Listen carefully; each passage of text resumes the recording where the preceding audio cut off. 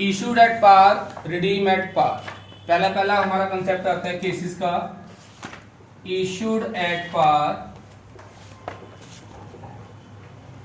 Redeem at par, मतलब 10 की चीज 10 में इशू करी, पेमेंट हम 10 की करेंगे एट पार। जो हम डिबेंचर इशू करते हैं बेटा मेरे, उसका मतलब यही होता है ना कि कुछ टाइम बाद हमें उसकी पेमेंट करनी होती है। तो पहला केस है 10 की चीज 10 में इशू करी, पेमेंट आप 10 की करो। तो यहाँ पे एंट्री क्या करोगे आप, bank to debenture application and allotment, फिर डिबेंचर एप्लीकेशन एंड अलॉटमेंट, क्योंकि हम इसमें एक ही एंट्री करते हैं, टू डिबेंचर, एप्लीकेशन भी है अलॉटमेंट भी है। 10 की चीज 10 में इशू करी, ये इशू के टाइम की एंट्री है। रिडीम के टाइम ये जो इस पोर्शन पे हो रही है वो रिडीम के टाइम एंट्री हो रही है। यहाँ पे होगा डिबेंचर टू डिबेंचर होल्डर, कि जो भी अमाउंट था डिबेंचर होल्डर के अमाउंट में ड्यू किया, फिर डिबेंचर होल्डर टू बैंक, ठीक है। डिबेंचर टू डिबेंचर होल्डर, ये डीएच का मतलब क्या है, डिबेंचर होल्डर है ये, ठीक है। Next case issued at discount, redeem at par, 10 की चीज 9 में इशू करी, पेमेंट 10 की करी, ठीक है। तो 10 की चीज इशू कितने में करी थी आपने, 9 में, तो ये डिस्काउंट का केस हो गया। तो पहली एंट्री क्या होगी हमारी, bank to debenture application and allotment, 9 debenture application and allotment, discount on debenture to debenture, 9/1/10। जब भी कभी रिडीम एट पार होगा same entry, debenture to debenture holder, debenture holder to bank, ठीक है। नेक्स्ट है issued at premium, issued at premium, redeem at par, 10 की चीज 11 में इशू करी, पेमेंट 10 की करूंगा, पेमेंट 10 की ही करूंगा। पहली entry bank to debenture application and allotment, यहां 10 की चीज 11 में इशू करी है तो सिक्योरिटी प्रीमियम मांगा है आपके पास। Debenture application and allotment to debenture to security premium reserve, 11/10/1। At par पर रिडीम है, same entry, debenture to debenture holder, debenture holder to bank, same entry, 10 entry. तो अभी मैंने आपको ये 3 केस लिखवाए जिसमें रिडीम एट क्या हो रहा था, पार। 10 की 10 में इशू करी, पेमेंट 10 में करेंगे, 10 की चीज 9 में इशू करी, पेमेंट 10 की करेंगे, 10 की चीज 11 में इशू करी, पेमेंट 10 की करेंगे। तो ये आपके हैं, तो ध्यान रखना।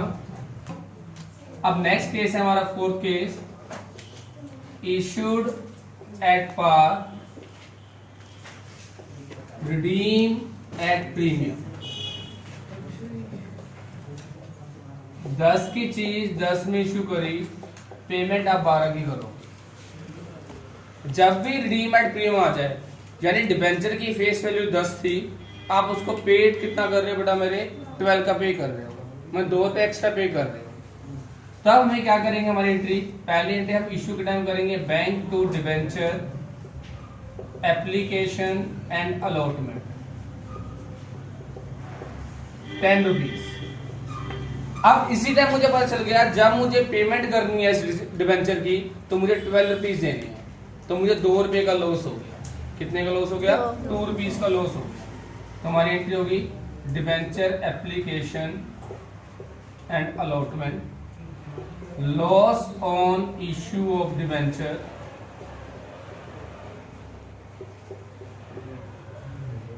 To debenture to premium on redemption. ये लॉस किस चीज का है, रिडीम के टाइम मुझे एक्स्ट्रा पैसा देना है जिसे हम प्रीमियम कहेंगे, प्रीमियम ऑन रिडेम्पशन। 10 2 10 2। और रिडीम के टाइम एंट्री क्या होगी? At the time of redemption debenture premium on redemption to debenture holder. 10 रुपए देने थे, 2 रुपए एक्स्ट्रा देना है प्रीमियम रिडेम्पशन, टोटल कितना हो गया? 12 rupees debenture holder to bank. पहले हम उनके होल्डर के अकाउंट में पैसा ट्रांसफर करते हैं, फिर हम पेमेंट करते हैं। फिर से इस केस को एक बार देखिए आप। इशूड एट पार, आपने 10 में इशू किया, पेमेंट आप 12 की करोगे, ठीक है। Bank to debenture application allotment, आपके पास आए 10 रुपीज है, ठीक है बेटा रे। देना कितने का लॉस हो गया? इस टाइम हमें पता चल गया 2 रुपीज का लॉस हो गया। Debenture application allotment loss debit हो जाएगा टू डिबेंचर 10 रुपीज।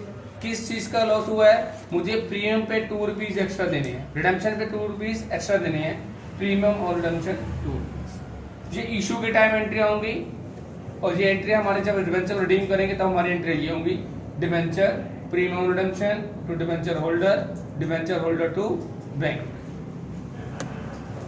एक बार ये केस और देखिए सभी।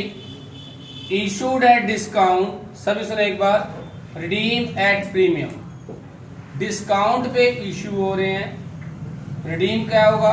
प्रीमियम पे। मैंने 10 की चीज 9 में इशू करी, पेमेंट मैं 12 की करूंगा। तो यहाँ पे ध्यान रखना, मेरे पास आए कितने थे? 9 रुपीज, पेमेंट कितने की करनी है मुझे? 12 की। तो टोटल लॉस कितने का हो गया? 3 रुपीज का, 3 रुपीज का हो गया। Bank to debenture application allotment 9, debenture application allotment loss on issue of debenture to premium redemption.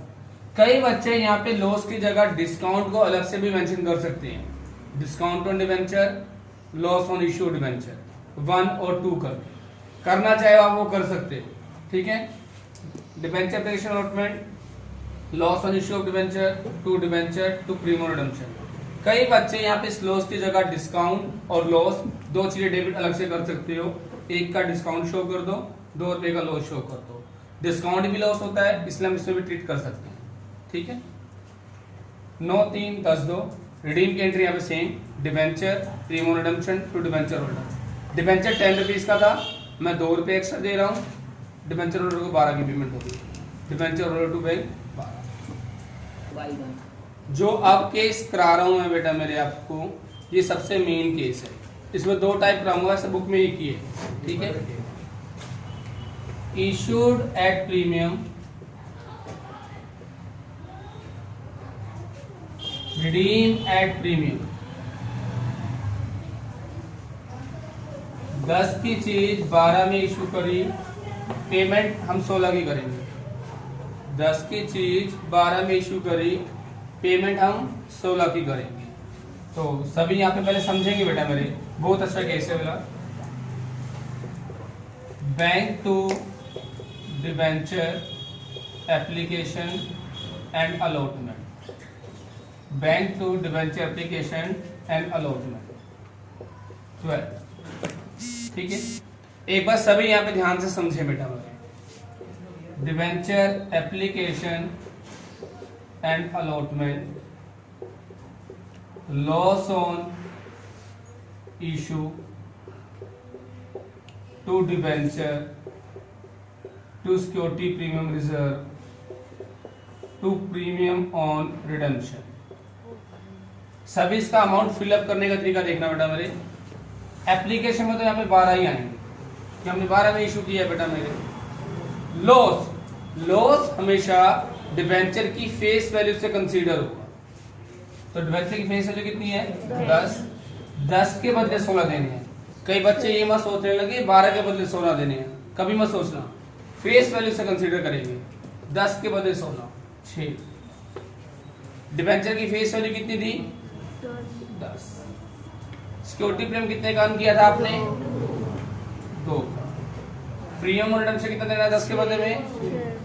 आप चेक करो, 12 और 6 कितने? 18। 12 और 6 देख लो बेटा, वो समझा तो रहा हूँ कि 18 आएगा। चेक करके देखो एक बार, कभी भी इस 12 से कंपैरिजन मत करना किसी भी चीज। एक बार फिर से यहाँ पे देखो, एप्लीकेशन 12 की है, 10 के बदले 16 पे होंगे, 10 के रिपीट गया अगेंस्ट कितने पे उन्हें 16, 6 रुपए का लॉस। डिबेंचर की फेस वैल्यू कितनी है, सिक्योरिटी प्रीमियम कितना कमाया था आपने 2, प्रीमियम और रिडम्पशन कितना देना है 10 के बदले 16 देने हैं, ये बात ध्यान रखना। यहाँ पे रिडीम की एंट्री देखो बेटा मेरे, डिबेंचर प्रीमियम और रिडम्पशन टू डिबेंचर होल्डर, 10 का डिबेंचर था, प्रीमियम ऑन रिडम्पशन कितना देना है आपने 6 या 16, डिबेंचर होल्डर टू बैंक 16, ठीक है जी।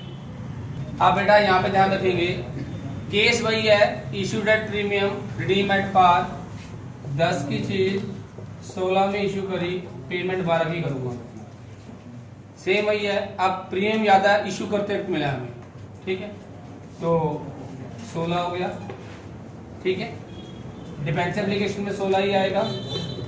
अब मैं 10 के बदले लास्ट में कितना दे रहा हूं मैं 12, तो हम 10 से ही कंसीडर करेंगे, तो लॉस कितने का हुआ मुझे 2 रुपए। डिबेंचर की फेस वैल्यू कितनी थी 6, इशू करते कितना प्रीमियम किया आपने 6, 10 के बदले कितने पे करने हैं 12, प्रीमियम कितने देना लास्ट में 2, 10 2 12, पेमेंट 12 थी, ठीक है जी। ये लास्ट केस था, ठीक है। एक बेटा पॉइंट हमारा आएगा कोलेटरल सिक्योरिटी। कोलेटरल सिक्योरिटी क्या होती है, आपने किसी से लोन लिया, उसके बदले में आपने अपने debenture as a mortgage as a guarantee आपने इशू कर दी, तो पर्टिकुलर इशू नहीं होते, जब मैं उसके लोन की पेमेंट करूंगा वो मुझे मेरे डिबेंचर मुझे वापस दे देंगे, ठीक है। तो इसके एंट्री क्या आते हैं, मैंने लोन लिया बैंक टू बैंक लोन,